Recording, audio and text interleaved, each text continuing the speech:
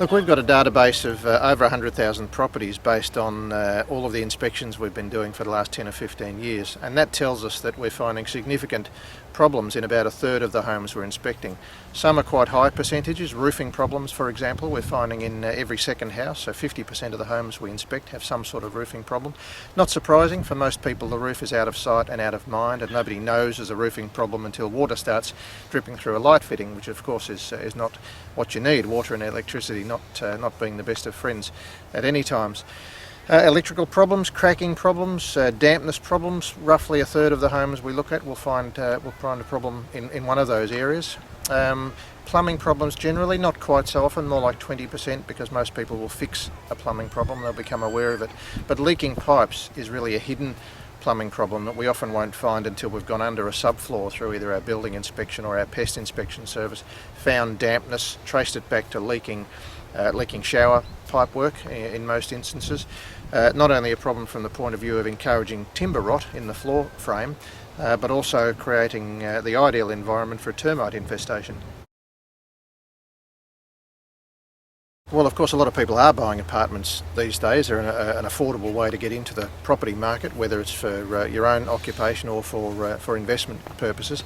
The thing to remember with apartment purchases, of course, is that in a sense you're buying two things. You're buying that apartment, but you're also buying a share of all of the common areas on the property, and you will take on some liability for the upkeep and the maintenance and repair work that might be necessary in those common areas. So we're talking about the grounds of the property, the driveways, the carports, perhaps maybe a shared laundry if there is a shared laundry, perhaps lift lobbies, lift wells, foyers. All of these spaces can be shared spaces. So it's very important to look at the title particulars and make sure you're very familiar with what you are actually purchasing and what then you take a responsibility for.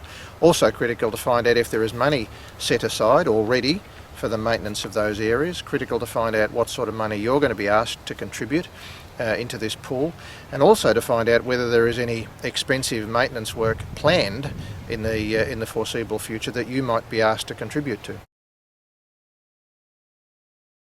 Well, the biggest issue for any new purchaser into an apartment development or a unit development is the unknown quantity, perhaps, or scale of any repair works that might be planned or even about to start. There'll be an expectation, of course, that as a member of the owners' corporation you make a contribution to that, and if that's not made very clear, and if the owners' corporation perhaps hasn't been well managed in the past and hasn't been setting aside funds and hasn't got an amount of money there to actually facilitate some repair works, then everyone is going to be asked to contribute to that, and obviously the more urgent it is, the more quickly you're going to be asked to make that contribution.